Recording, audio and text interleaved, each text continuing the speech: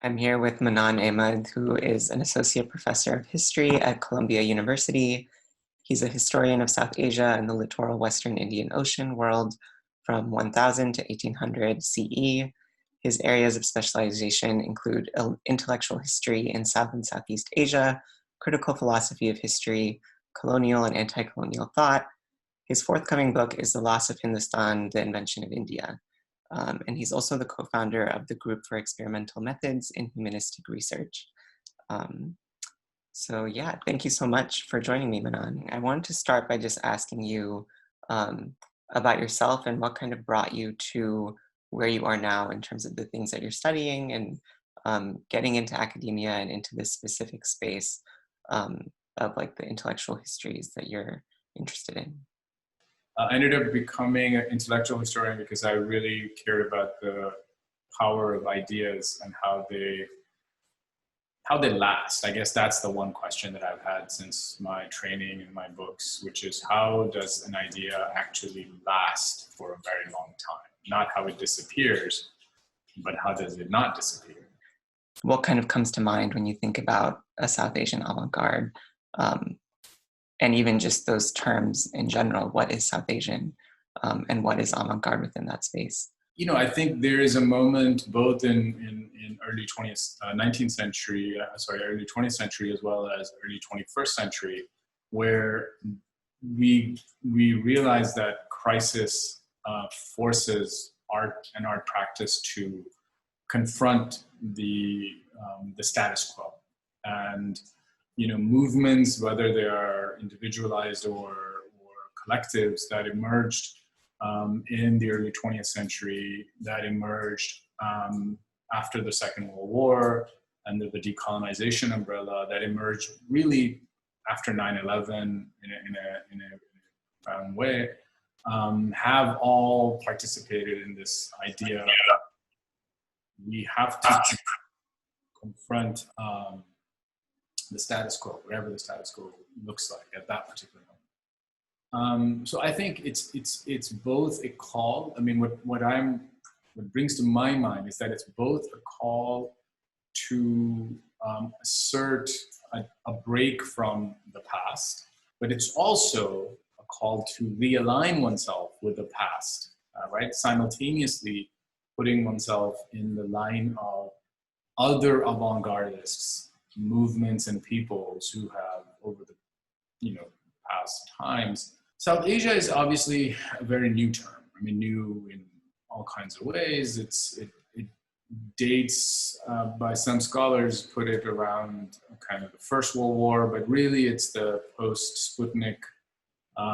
It's a post-Sputnik invention, so it's post-1957, and its invention or its hegemony is based not simply from the military perspective from which it emerges. So it emerges from the military theater, but it becomes a way to categorize the decolonial people who went to, for example, the UK after being kicked out from Uganda, or who went to the UK from the Caribbean, or who the diaspora that started to come here to the United States after 1965. And the South Asia within the academic sphere as a geopolitical collective, as well as an identity that diasporic as well as geopolitically or regional peoples can self-acclaim within academic structures, first and foremost, but then from academia largely to cultural institutions, and then into, we can say, kind of popular culture. Part of it is to oversee what partition gave us, which is the India versus Pakistan model, right? Like a model of bifurcation, of conflict. And that model needed its own resistance. You did not want to participate in the politics of claiming one of those two identities for whatever reason. And so South Asia, again, becomes an identity that allows for that multiplicity to emerge. You can be a South Asian, and especially in the diaspora, and have a cultural affinity or a religious affinity or political affinity, regardless of where someone, what passport someone else may have or their parents may have.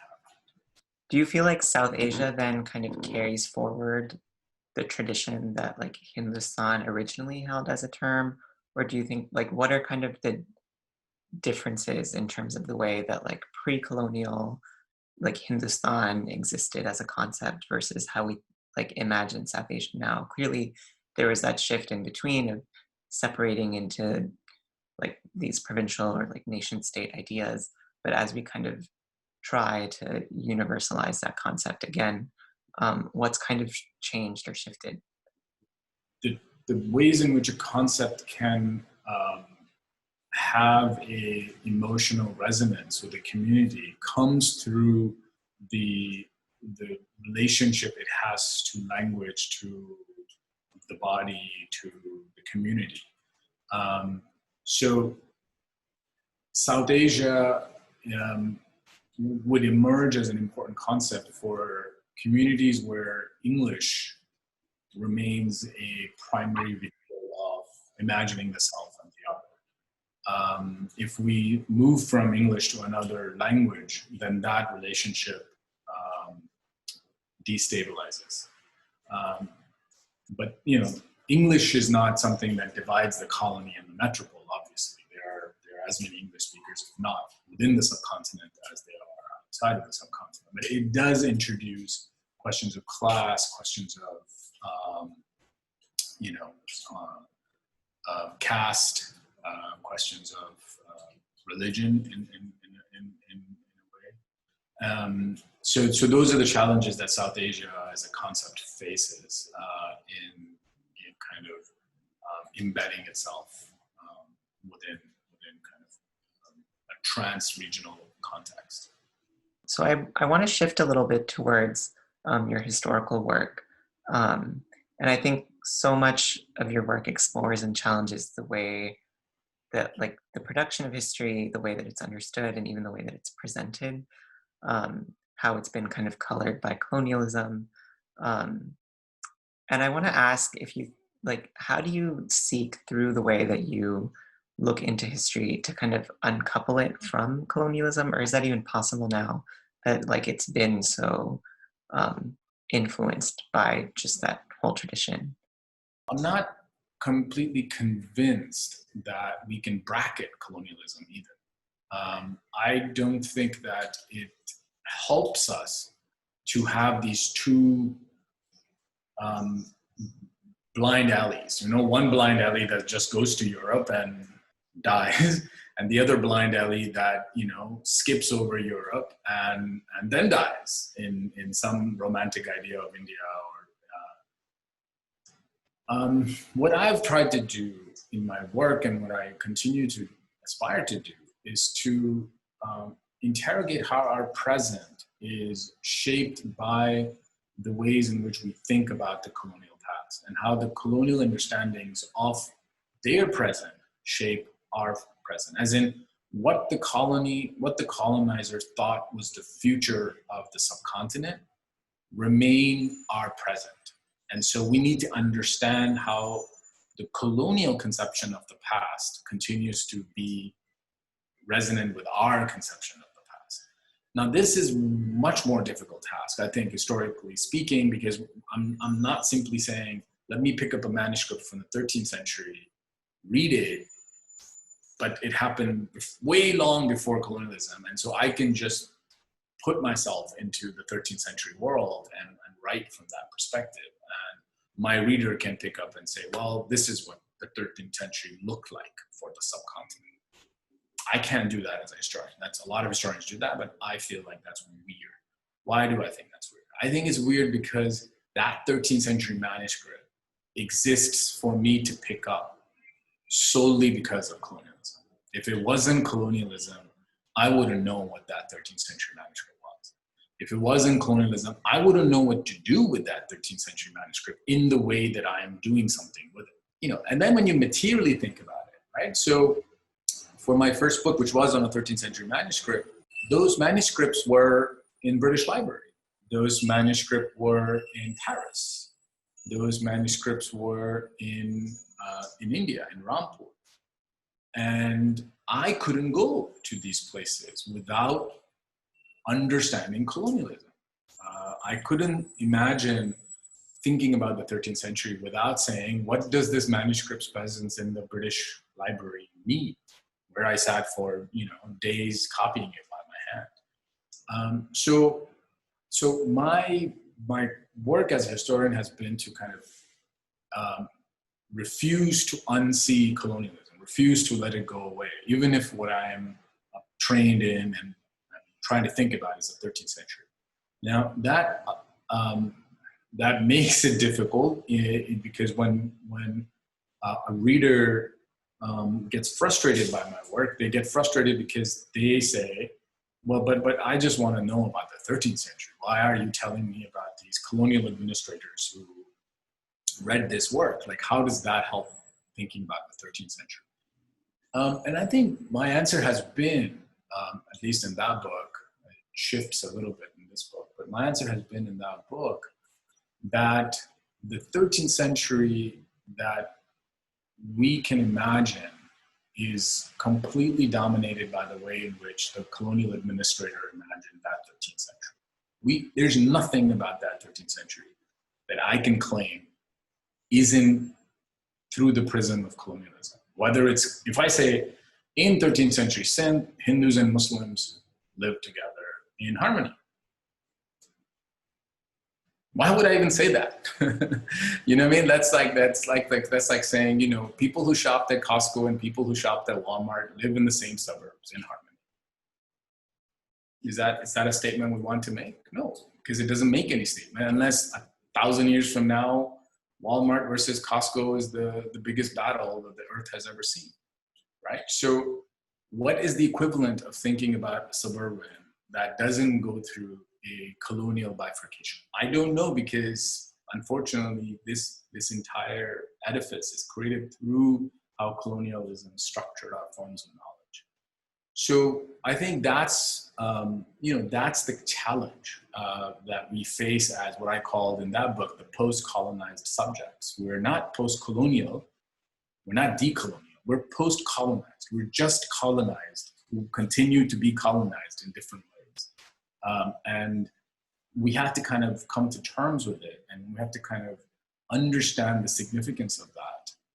Even if purportedly colonialism ended some 74 years ago, it didn't end for the languages we speak, it didn't end for the passports we hold, it doesn't end for the laws that govern our life.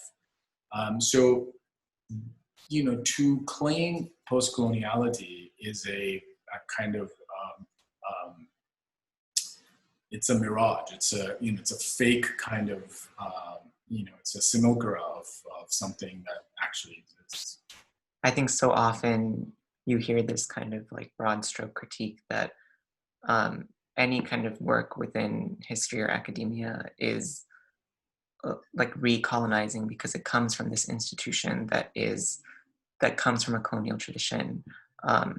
And so by nature of just that work, it is doing the same thing. And so I want to ask how, you speak about, trying to uplift those other voices that you were learning about, but what does that look like from like the role of a historian or an academic doing this work, to try and situate themselves in a way that isn't then kind of enforcing the same sort of colonial methods, and who were some of the types of people that then you kind of re-understand within that space of also providing historical perspectives? After the partition, there were, most of the prominent history departments were in India that were there before partition. And the two prominent history departments that came to Pakistan were in Peshawar and in Punjab, in Lahore. And then Karachi University was founded and became a very important place the history department became a very important place. And then Dhaka. So you had these prominent spaces. The Pakistani state largely over the late 60s into the 70s, mid 70s, so 65 war to 75, carried out a literal decimation of historians, as in they killed, hunted, and killed, especially in Dhaka in March of 71, and then in Karachi in 73, in Peshawar, and then in the 80s in Punjab University.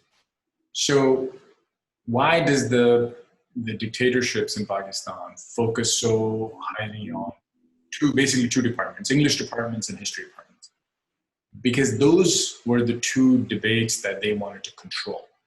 They wanted to issue the textbook, the history textbook, the understanding of language and literature that created their military or their political domination over other voices. So in a sense, one could say in the abstract that history becomes a colonial tool for domination, and the discipline cannot be a solution to anyone. But I know from Pakistan's immediate past that this is a particularly true statement, that this is a discipline that is used by the political power to subjugate, to shape, to mold, to restrict, to create an idea of a anti-Hindu, jihadist, under Zia, anti-Hindu jihadist Muslim, Sunni Muslim. Right? That's the actual project. So in no world could one say that a historian who is acting within the state-sanctioned disciplinary department is able to produce any work that isn't the state's voice. The great historians that Pakistan has been lucky enough, very few, but who've been lucky enough to write through this period, people like K.K. Aziz,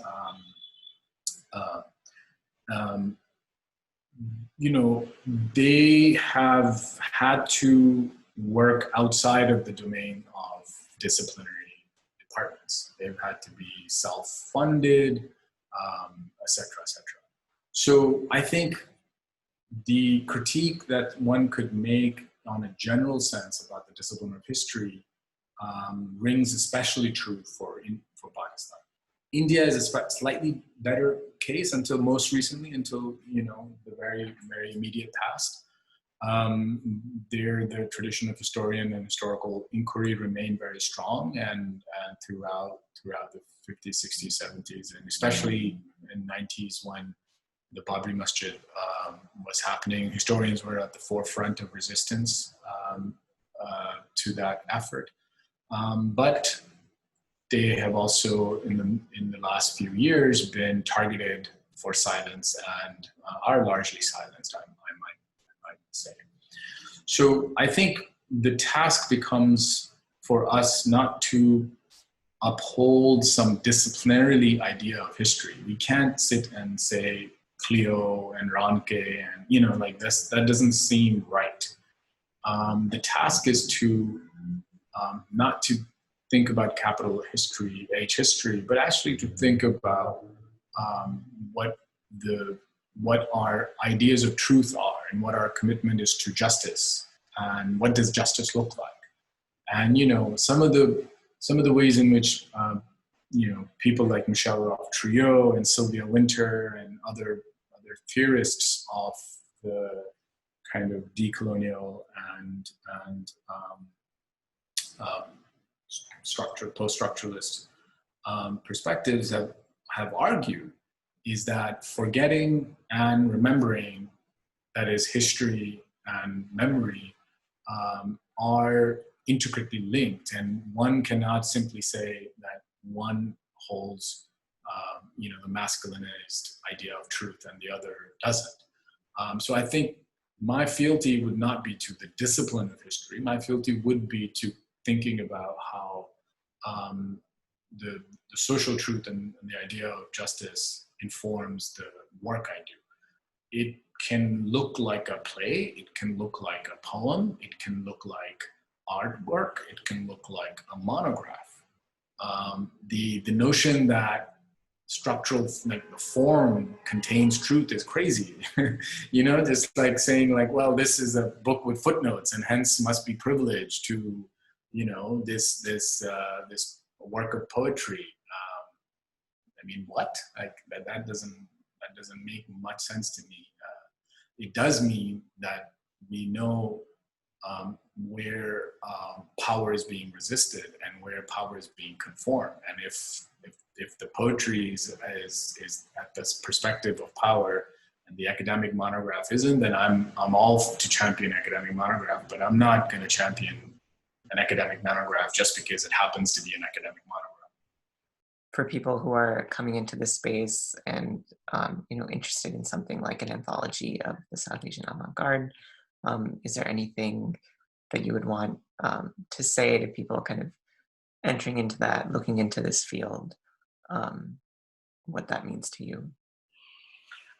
Like I said in the beginning, I think what it means to me is that we have to reject the status quo. I mean, we at this moment, 2020, we should just be extremely vociferous that status quo cannot, whether it's about the racial injustices we have, whether about the economic injustices we have, or whether it's about the political and religious injustices we have. We cannot have status quo.